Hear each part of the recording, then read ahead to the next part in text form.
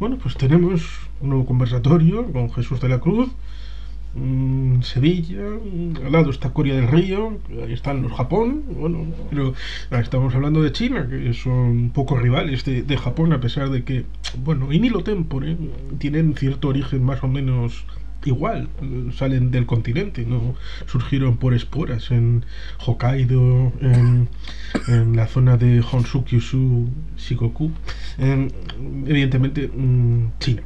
China, ese país tan cachondo que nos tiene alegrado la década de los 20 con pandemia, con temas energéticos, con industria y por lo tanto intentando ser una nueva economía global, un país puntero. Y también te está traduciendo en temas militares. Pero ahora mismo tenemos esta situación por el COVID, que parece que ellos vuelven a tener esta circunstancia. Pero en fin, Jesús, si quieres decir alguna palabra para presentarte. Pues vamos a hablar un poquito de China y de Maga, que pues la verdad que es un tema bastante interesante porque estamos viendo justamente como China está teniendo problemas y yo estoy teniendo problemas con la cámara. Culpa de los chinos. Sí, correcto, el gobierno es chino. Ay, espérate. Me pongo la otra cámara y ya está. No se va a ver tan bien, me vais a ver un poquito amarillento, pero bueno, no, tampoco se ve bien.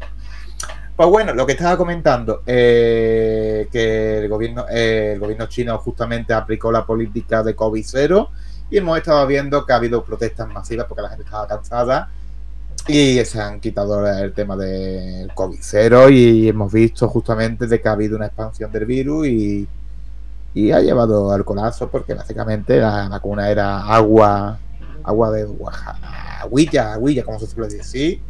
Y la situación yo creo que está bastante difícil. De todas maneras, con el tema de China, independientemente del tema ese, también estamos viendo de que en China aún siga, a pesar de que esté un régimen comunista, sigue el pensamiento confucionista de que es más importante el conjunto, el bienestar colectivo que el individuo.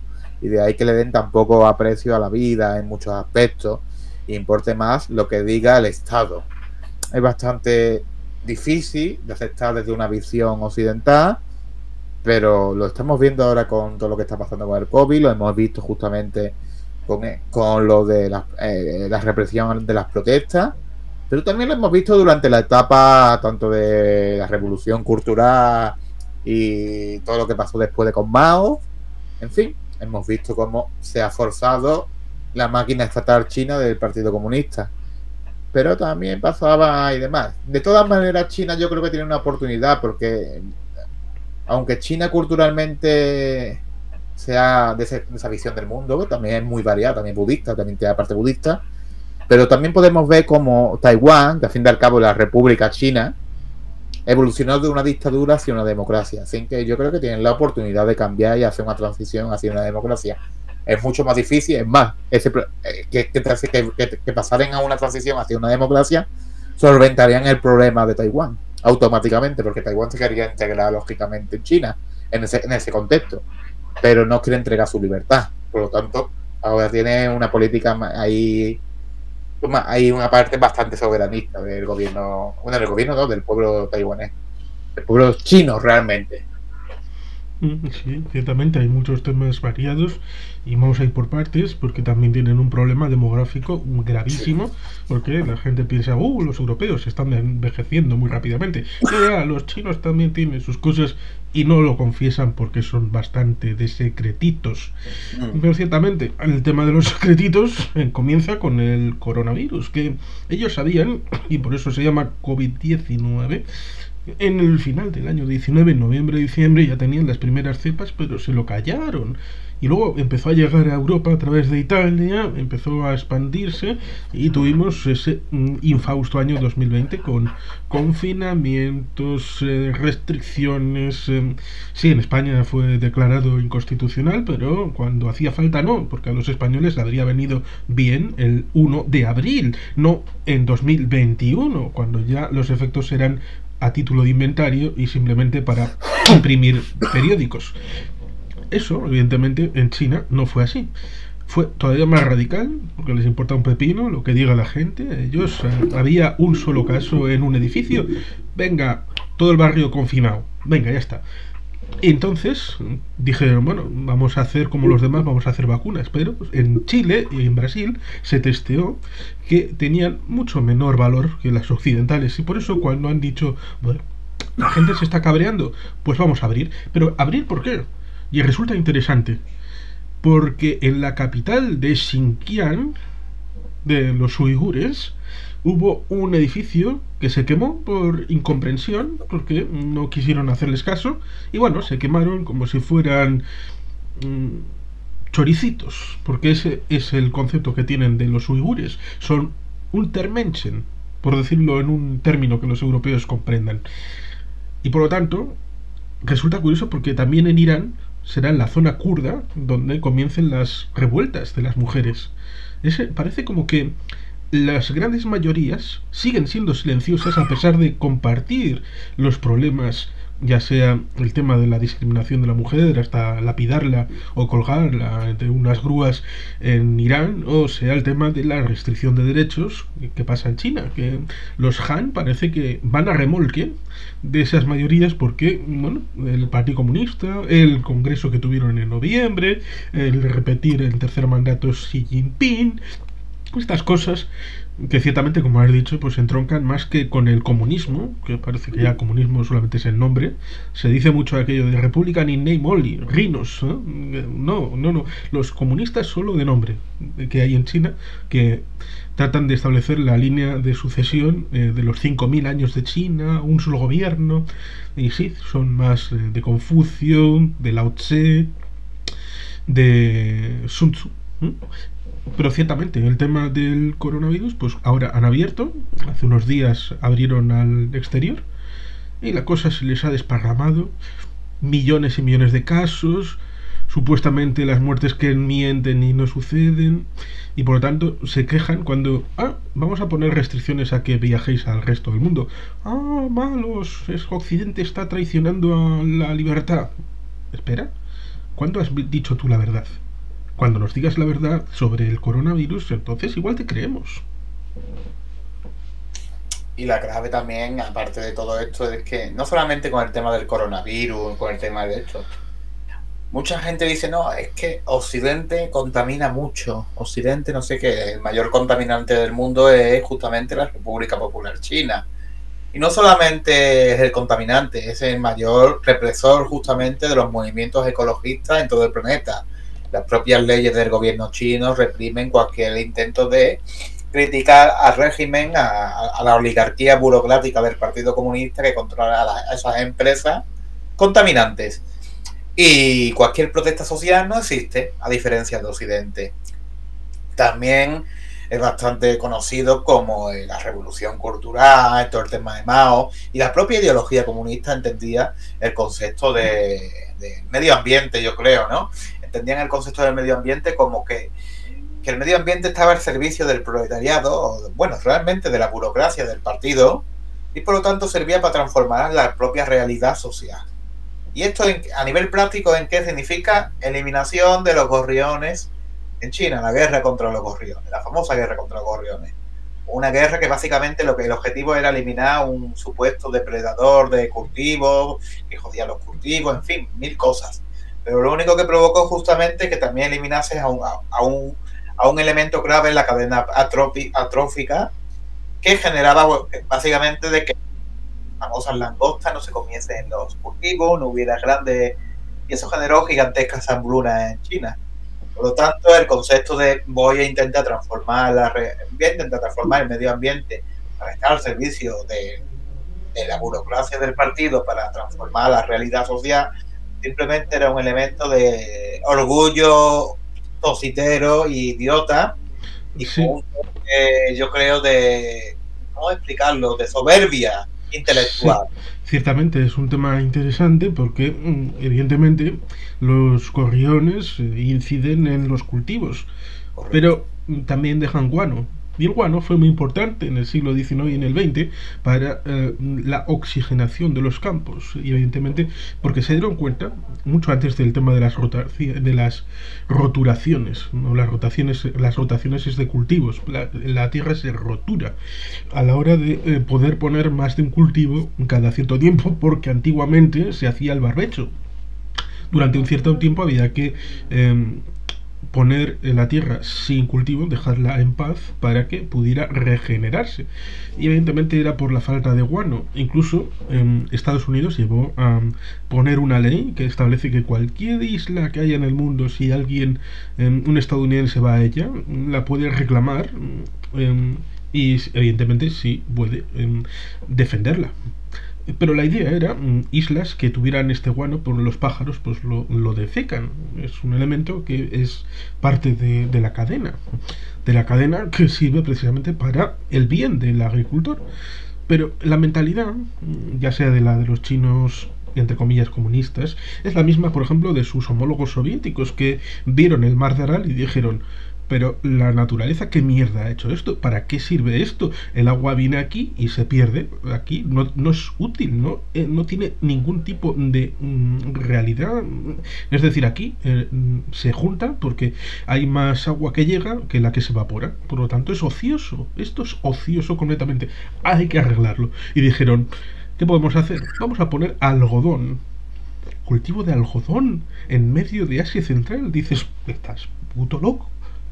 ¿Qué te crees, que esto es Alabama? ¿Que estamos en la ribera del Mississippi? Pues lo hicieron y ahora pues se han cargado el mar de Aral a tomar por culo directamente.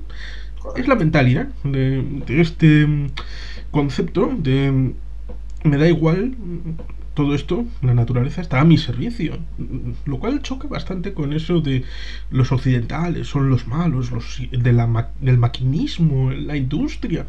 Hombre, hemos aprendido mucho. Hemos aprendido mucho con el caminar, pero siempre desde la iniciativa privada, porque es la parte importante. Alguien hace una mina, pero luego se da cuenta de que contamina demasiado, porque al lado hay una pesquería y ese se ve perjudicado. Entonces llegan a un acuerdo sucintamente para que, bueno, yo no voy a hacer esto, pero luego tú me vas a dar un beneficio en el tema del pescado. Y así es como se mueve el mercado.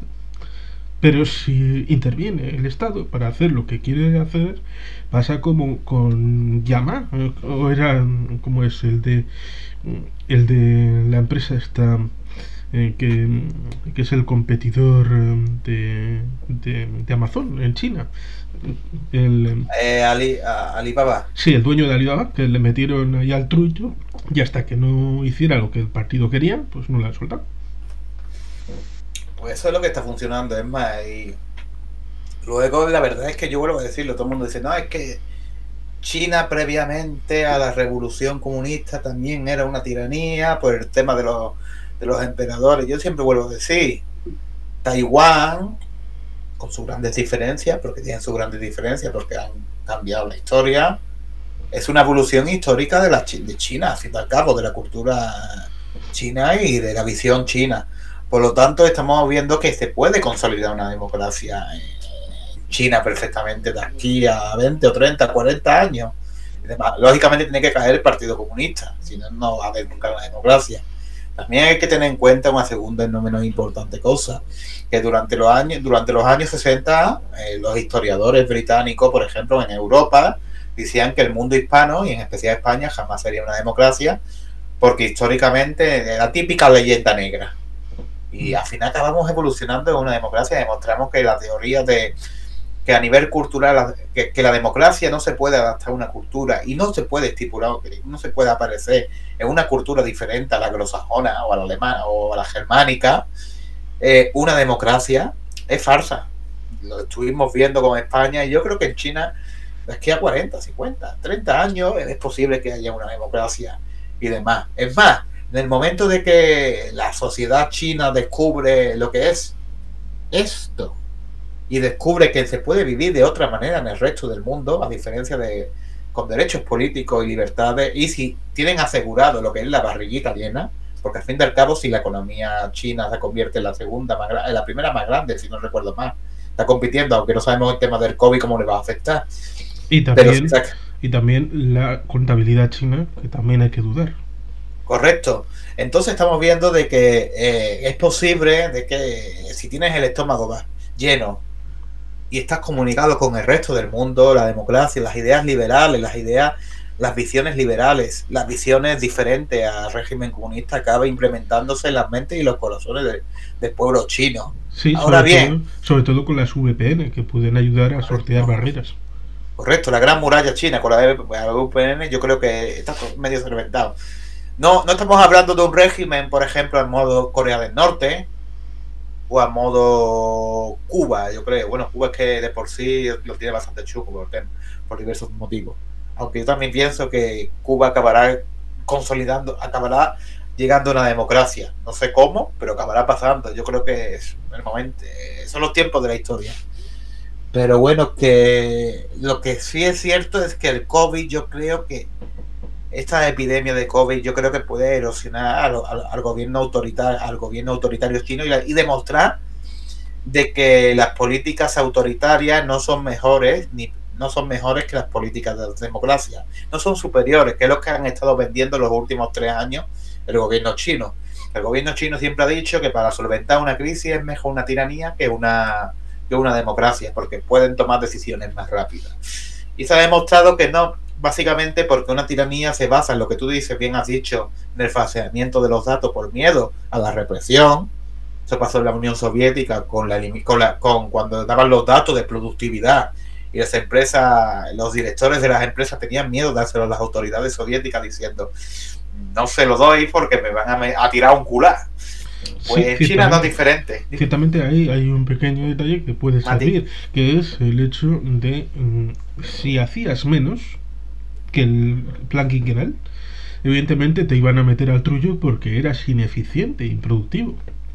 Pero si hacías muchísimo más, también te iban a meter porque el tiempo que habías estado previamente al anterior plan quinquenal habías sido un vago y contrarrevolucionario, habías obtenido menos productividad de la que estás haciendo ahora y por lo tanto habías sido burgués, capitalista, gente de mal, y porque podías haberlo hecho como lo estás haciendo ahora.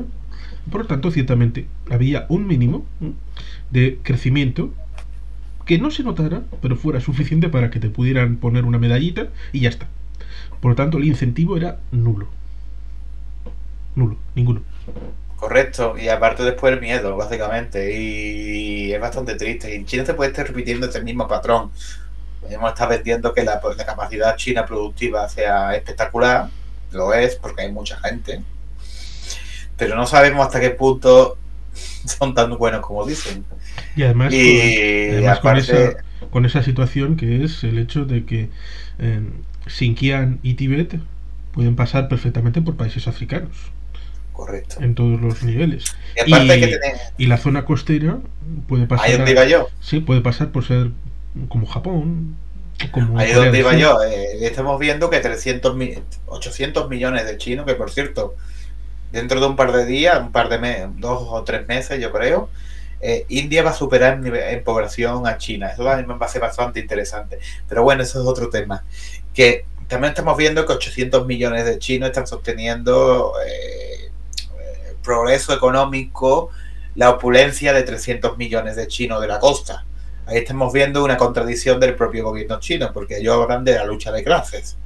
Estamos viendo como la prole está manteniendo a una élite gigantesca también, con una serie de beneficios que no tienen en la zona, en la China rural.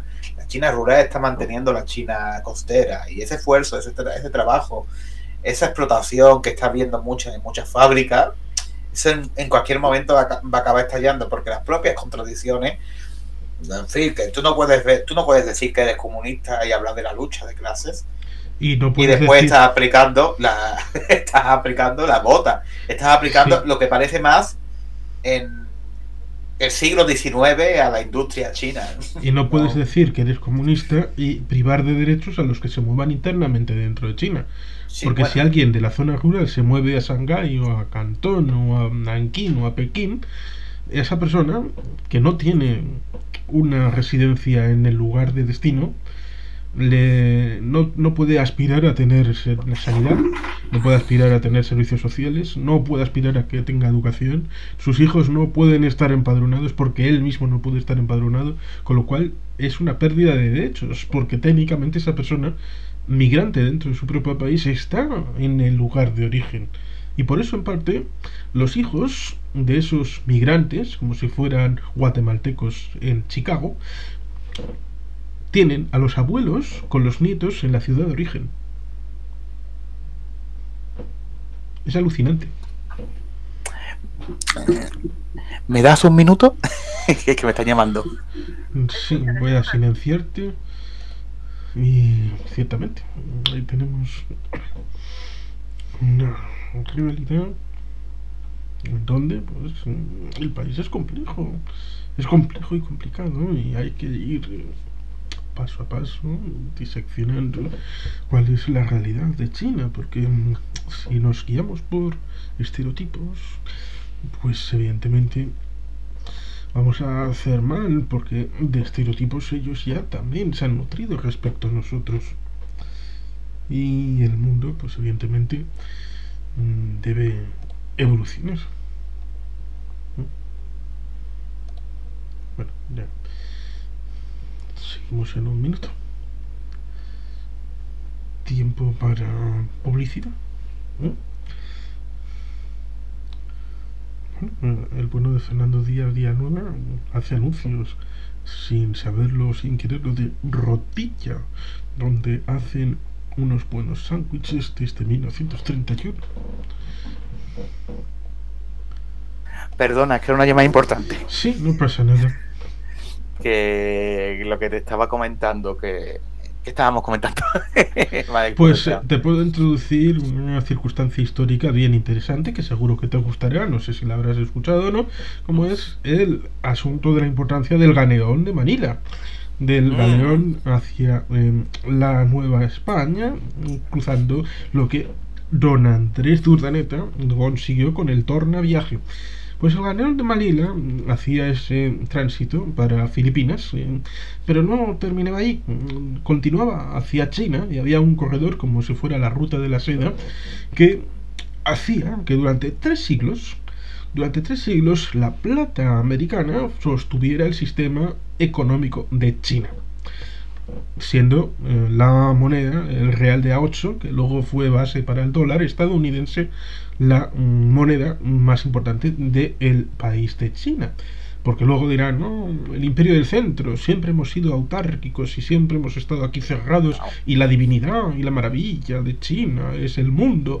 Ya, bueno, el problema está en el que cuando llegaron los nuevos imperios, más jóvenes, más apuestos, más acicalados, como son los británicos y los franceses, pues pensaron, la plata, si nosotros tenemos más oro que plata, que les den a estos, a los españoles y a los portugueses. Con lo cual, hay paso esta circunstancia divertida, como es el asunto de que la moneda para comerciar dentro de China empezó a ser el oro. ¿Qué pasó? Pues que evidentemente los británicos querían seguir comerciando y los chinos no tenían dinero. ¿Qué hacemos? Pues les vendemos el opio que lo hacemos en la India. ¿Con qué lo van a pagar? Lo van a pagar con plata, que todavía sigue valiendo para esto, con lo cual no tenían dinero, quedaron drogados porque el tema de salud fue absoluto, con lo cual acabaron quebrados, el país quedó destrozado, y ese es el comienzo en el siglo XIX del llamado siglo de las desigualdades, el siglo de la bueno, como llaman ellos al siglo XIX respecto al shock que tuvieron de a qué pasaba aquí, nosotros éramos la leche y aquí ya no somos nadie, con lo cual ciertamente en algo pintoresco, pues el Real de A8, el Galeón de Manila, el Imperio de España en América, hay cosas que normalmente no se dicen.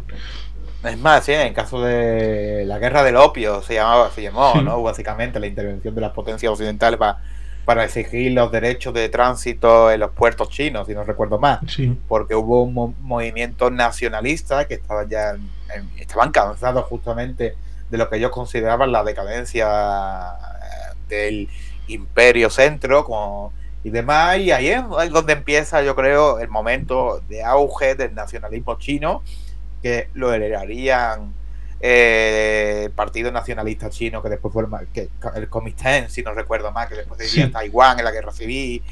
Y también lo haría el Partido Comunista Chino, porque al fin y al cabo, cuando me dicen, no, es que el comunismo es internacionalista, y digo, entonces, ¿me podéis explicar por qué el gobierno chino es tan extremadamente nacionalista? Pues viene de esa época justamente, y de la concepción de que estaban luchando contra el colonialismo.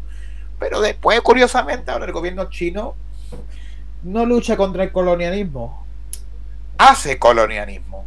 En la política de win-win, de gano yo, gano tú en África, básicamente es una que tengo derecho de explotación de diamantes, recursos naturales, espacio para cultivar tierras en África y en América Latina, pero después estás sacando todos los recursos y llevándotelos a China para alimentar a tu población, dejando muchas veces una desigualdad gigantesca en esos países de origen, por muchas infraestructuras que construyan.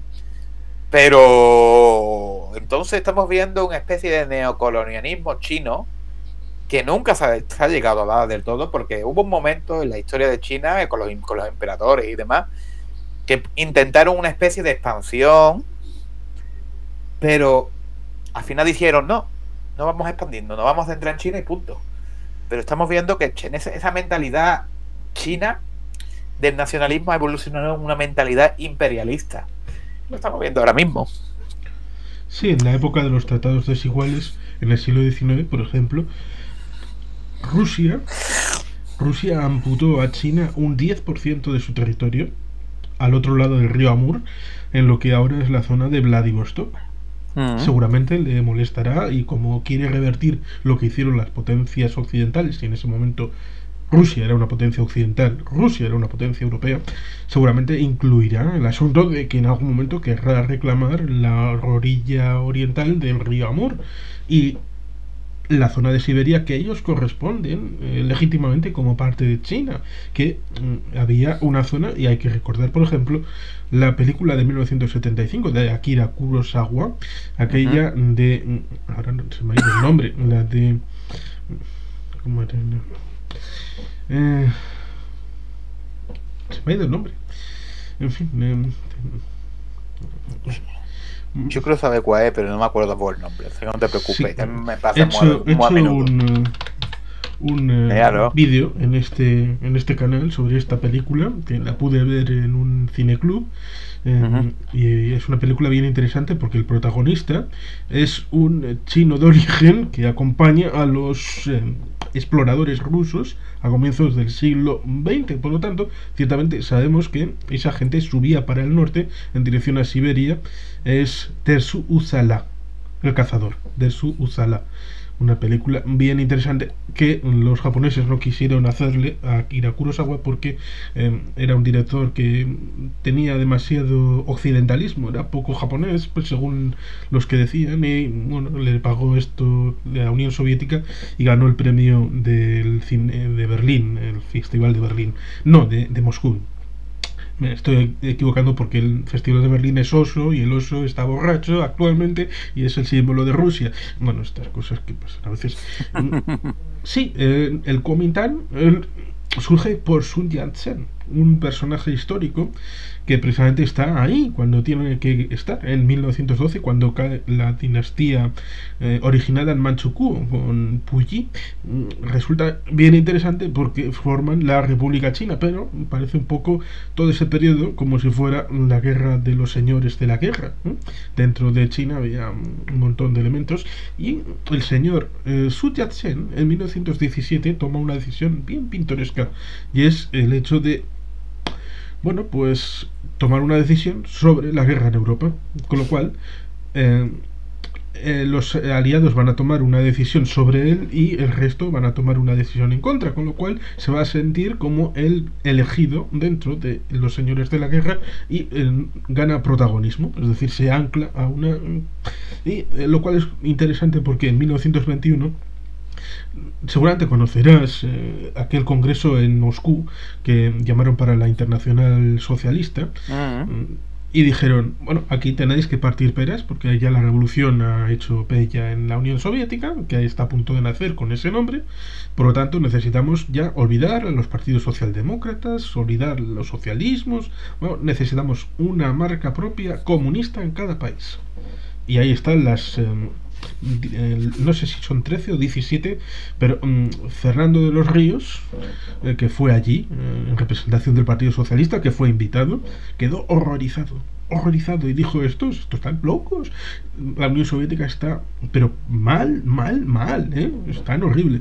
Y es cuando surge el Partido Comunista de España, el Partido Comunista de China, el Partido Comunista de, y ahí ponga el nombre del país que sea. Lamentablemente lo que pasó en China es que en 1925 murió Sun Yat-sen y tomó el relevo Chiang Kai-shek, que sería el que llegaría al periodo de la guerra civil, que comenzaría pronto, pero luego habría un estancamiento porque había habido una guerra sino-japonesa en 1895, que es cuando toman Taiwán, y la segunda será a partir de 1937. Y ahí se encadenará con la Segunda Guerra Mundial, con lo cual en principio los chinos nacionalistas y los comunistas llegaron a una cierta paz, a pesar de que no fuera declarada, que se reanuda después de la Segunda Guerra Mundial, lo cual es curioso y paradójico. Mucha gente no sabe que fue culpa de los Estados Unidos, que le dijeron a los nacionalistas, no, X armas no podéis usarlas, es decir, tenían el brazo aquí en la parte de atrás, no podéis hacer ciertas batallas, no podéis incidir por aquí. Por tanto, los comunistas estaban con mayor posibilidades.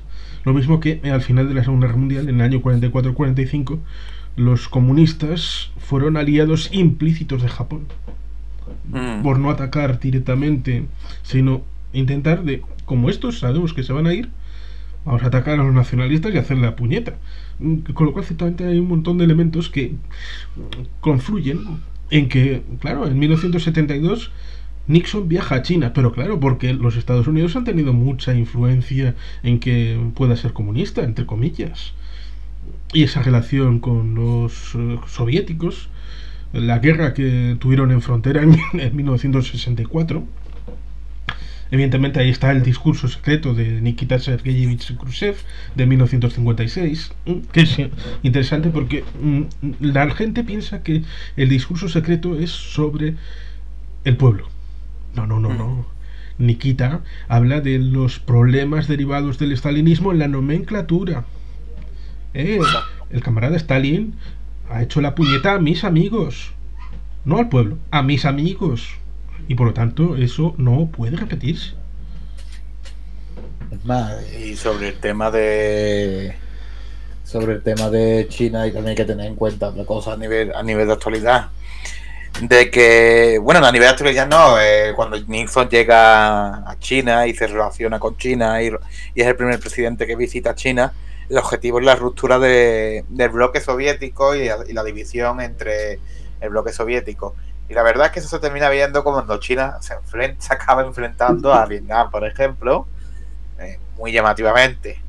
Pero es más, si yo fuera ruso, empezaría a tener ciertas resistencias, miedo respecto cómo han entregado a su actual proyección estratégica a China, básicamente. Ahora el gobierno chino ya ve a Rusia, y no tiene nada que ver con lo que estaba hablando al principio, ve justamente como una potencia menor que se ha malgastado militarmente en Ucrania. Y no hay que olvidar que China tiene un hambre de recursos voraz. Y Rusia tiene unos recursos energéticos gigantescos en Siberia, que nadie lo explota. Porque bueno, en Rusia no se explota porque tecnológicamente Rusia, en este sentido, tiene una serie de retrocesos bastante llamativos y China es muy buena copiando tecnología. Yo creo que es la mejor. Y porque Rusia tiene un problema demográfico gravísimo, porque es el país más grande en territorio y tiene la misma población que Bangladesh, por ejemplo. Y los oficiales rusos, y esto se sabe de la oficialidad, en los altos mandos siempre han dicho a las élites del gobierno ruso, oye, es que el verdadero rival no lo tenemos en Occidente, lo tenemos en China. porque la inmigración china cada vez es mayor justamente a Siberia. Cada vez hay más necesidad de la República Popular China de espacio vital, de recursos energéticos, petroleros, gas y todo, minerales y demás. Y eso es una amenaza que en mi opinión puede llegar a tener Rusia por su patio trasero. No sé cuándo, pero lo que también hay que tener en cuenta de que Rusia le acaba de entregar la proyección, acaba de entregarle Siberia, porque cuando tú entregas la proyección estratégica, realmente le estás entregando una parte de tu país que no puedes llegar a defender. Y entonces realmente de facto Rusia se ha entregado por simplemente la ambición ciega de Putin, pues no escuchar sus altos mandos militares realmente. Pero es bastante triste en ese sentido lo que ha hecho Rusia, y lo que podemos estar viendo de que China ahora sí tiene un área norte de recursos estratégicos, que por cierto es la misma terminología que usaba Japón para definir las áreas de recursos estratégicos para su imperio, la parte de la área septentrional, si no recuerdo más, en fin. Pero estamos viendo que China, yo creo que ha dicho: rusos, atacar sin problema, sin ningún tipo de problema. Le habrían dicho el plan: vamos a atacar a Ucrania y demás. Pero esperaros que pase lo que tenemos que hacer nosotros primero, y ya luego ustedes atacáis lo que hay y tenéis nuestro apoyo. Rusia se embarca en la misión suicida de invadir, de tomar y conquistar Ucrania, y China no mueve ni un dedo para ayudarla. Pregúntate por qué. Básicamente han dicho que se desgasten, así no tenemos que meter ni un solo tiro para tomar el control de facto de Siberia. Sí, lo mismo que uno se puede preguntar por qué una Greta Thunberg puede ir a Ottawa, a Washington DC, a Bruselas, a Londres, a decir: no me gusta cómo estáis aceptando la crisis climática y estáis atacando el tema de la crisis global por el cambio climático. Pero nunca la verás en Pekín, no, ni en Yakarta, ni en Manila, ni en Hanoi, ciertamente.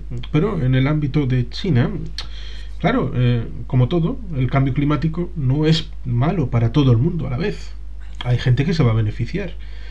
Evidentemente, por ejemplo, en el norte de Canadá y en el norte de Rusia va a haber tierras que van a ser cultivables, por ejemplo. Y la apertura del canal marítimo que va a ir desde... Bueno, yo lo voy comentando. Sí. Bueno, vamos a hacer un pequeño break del momento. Es que estoy, como estamos con los de Ciudadanos, me están llamando por todas partes y un poquito de esto. Eso es lo que no son en China, no son ciudadanos. Sí, yo tenía el fallo ahí con el tema de las primarias, pues estamos aquí un poquito agobiados. Sí, pues estaba diciendo lo del cambio climático, que va a hacer que la ruta de Asia por la zona ártica en dirección a Europa y el norte de América, la costa este, pues va a ser viable. En principio con los rompehielos, pero luego con el paso del tiempo va a ser viable, digamos que con mayor asiduidad. Y eso significa, por ejemplo, que en principio, antes de la invasión del 24 de febrero de 2022, ya China estaba incorporándose dentro del marco de Rusia para decir: bueno, yo quiero algún derecho sobre X puerto para ir subiendo, para enlazar y hacer una especie de ruta de la seda por el mar, por el Ártico. Ahora que es débil Rusia, pues evidentemente va a decir: no solamente vas a darme esto y lo otro, sino que igual con el tiempo vas a aceptar, porque varios pueblos del lado de Rusia, dentro del ámbito de Asia, ya son chinos, ya son de mayoría étnica china, y por tanto ciertamente simplemente están diciendo: estamos recuperando lo que antiguamente era nuestro. ¿Qué es lo que está diciendo Putin? Estamos en Ucrania para recuperar lo que era nuestro. Pues mira, el mismo argumento utilizado en tu contra. Estas son las cosas que pasan en la cúpula del trueno, amigo. Uno solo puede salir, dos entran, uno sale. Parece como si no hubieran visto la película de George Miller. Y es muy clarita, es muy sencilla. Incluso con el asunto del guano, para los chinos podían haberla visto. Hay unos cerdos debajo de Negociudad que hacen metano, el importante gas para tener las luces arriba. Pero claro, la gente se queda con lo que quiere, que es más bien con la idea de Tina Turner siendo un poco el gran hermano, con ahí el grandote que está con cerebro ahí dominando la ciudad, que es lo que les gusta, el tema Gran Hermano, 1984, Orwell, La Granja, Rebelión en la Granja, aquello de todos los animales serán iguales, y luego tachado y algunos animales son más iguales que otros. Pues yo también, por ejemplo, el tema de China, por ejemplo, hay un tema bastante interesante, por ejemplo, Mongolia. Rusia tenía mucha influencia sobre Mongolia, y Mongolia es una de las grandes reservas de minerales junto con Afganistán en Asia. Y ahora, con la pérdida de influencia de Rusia, va a ser bastante llamativo cómo va a suplir China toda esa área de influencia en Mongolia. Ya hemos visto, por ejemplo, cuando los talibanes llegaron al poder, los primeros que fueron a recibirlo y a llegar a acuerdos fueron con los chinos, y lo que hay unos intereses energéticos y minerales tanto en la parte de Mongolia como en la parte de Afganistán brutales, sí. Y que China se va a aprovechar de ello y va a tomarlo, tanto la huida de Estados Unidos de Afganistán como la posible pérdida de influencia decisiva sobre Mongolia por parte de Rusia. Entonces, sí, estamos viendo de que la guerra de Ucrania posiblemente le haya dado mucho poder a China, pero también hemos visto de que cuanto más poder se les da, más capacidad tecnológica, el pueblo está más conectado, y al estar más conectado las ideas de libertad empiezan a fluir hacia China.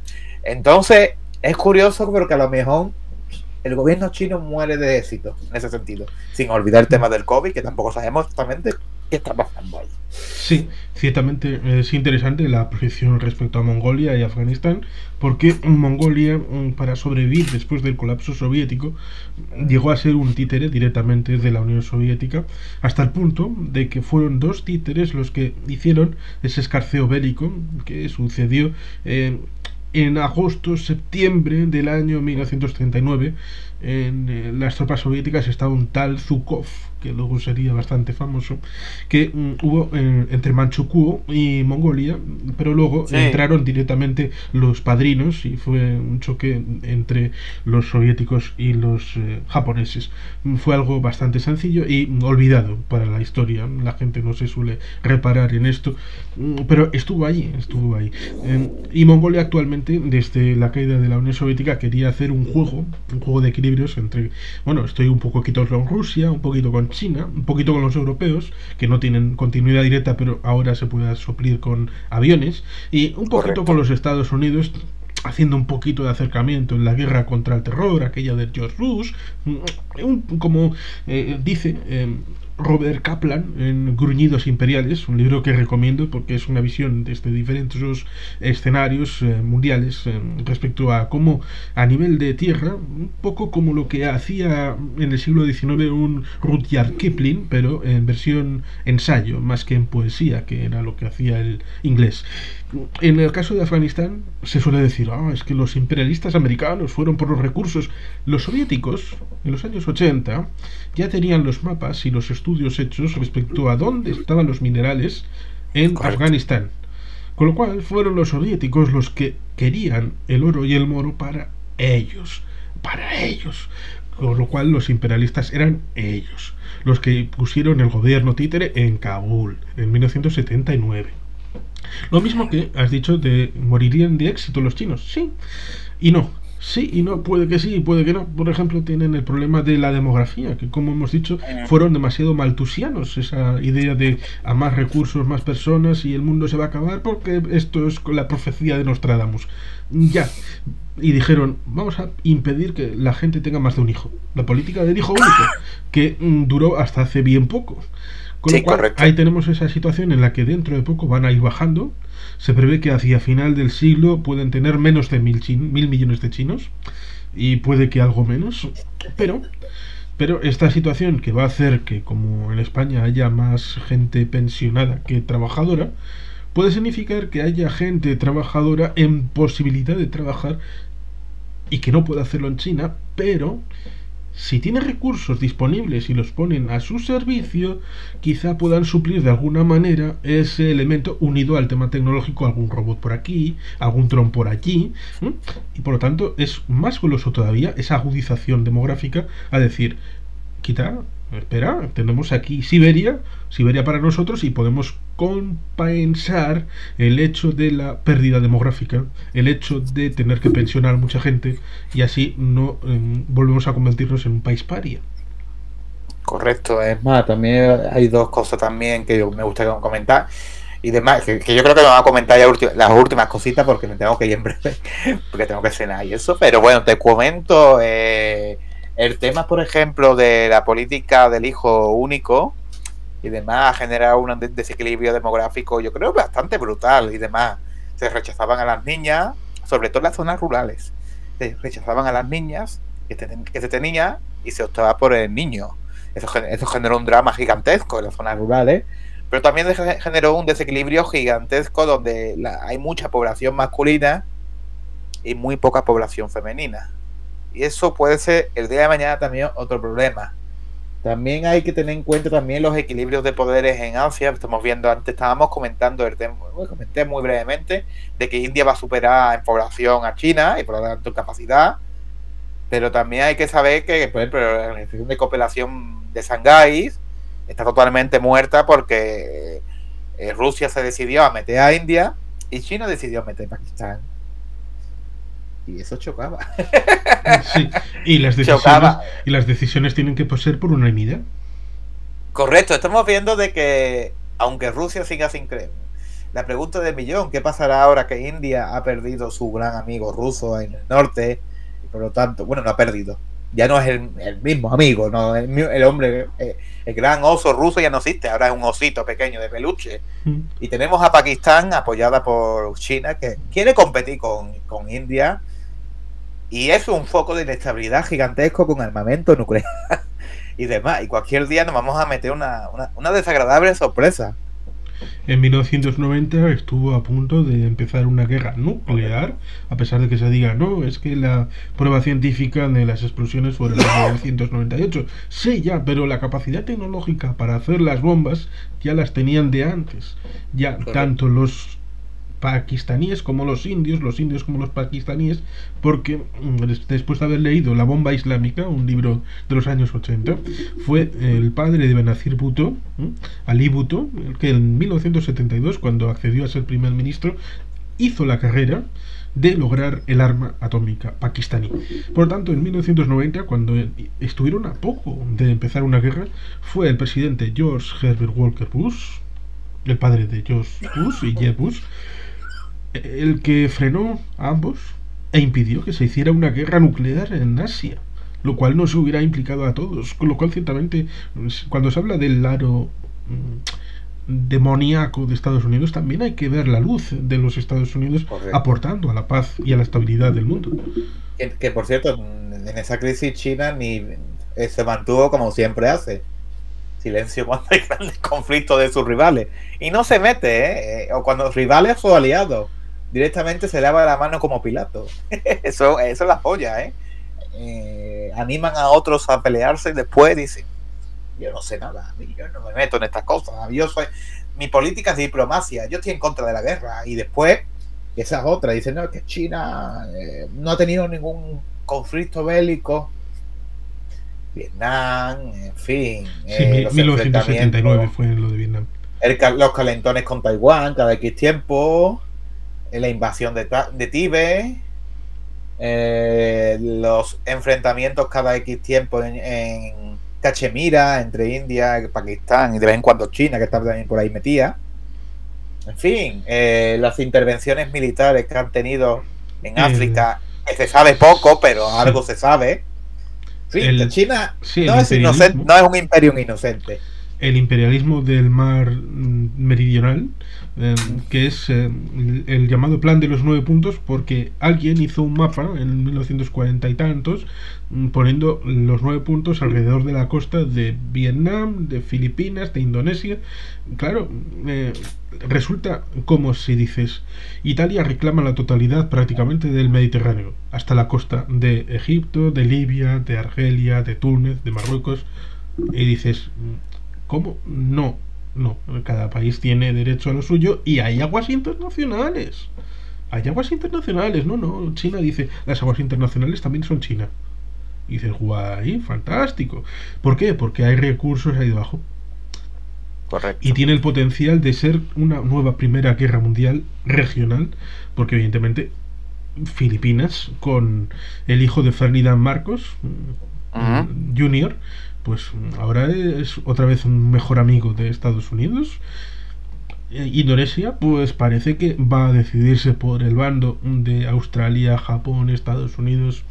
India tiene amistad con Vietnam, lo cual ciertamente también es curioso para la realidad actual. Con lo cual ciertamente los engranajes se están moviendo allí en el ámbito de Asia y, por ejemplo, en el ASEAN ahora tampoco funciona porque hay la mitad de miembros que son contrarios a China y la mitad que son favorables a China. Con lo cual ciertamente también habrá que volver a tejer nuevas alianzas, incluso puede que alguna alianza militar, económica, para hacer esa contención. De momento parece que Estados Unidos quiere hacer unos acuerdos bilaterales país a país, pero en algún momento habrá que dar el salto a lo multilateral y eso será un desafío ciertamente importante. Eh, y la verdad es que yo creo que vamos a ver un cambio de paradigma. Yo sigo siendo positivo en el pensamiento de que China puede avanzar hacia una democracia. Del mismo modo, también el aspecto cultural, yo creo que China cada vez está... Los chinos, al fin y al cabo, no el gobierno chino, sino los chinos cada vez están Sí, más, antes, más admiradores del mundo occidental. sí, antes de Muchos de terminar ellos... quería poner ejemplo de 3 películas, si puede ser. Ahí va yo. Sí. Por ejemplo, lo que pasó con la entrevista. Lo que pasó luego en la entrevista, que hay que ser valientes.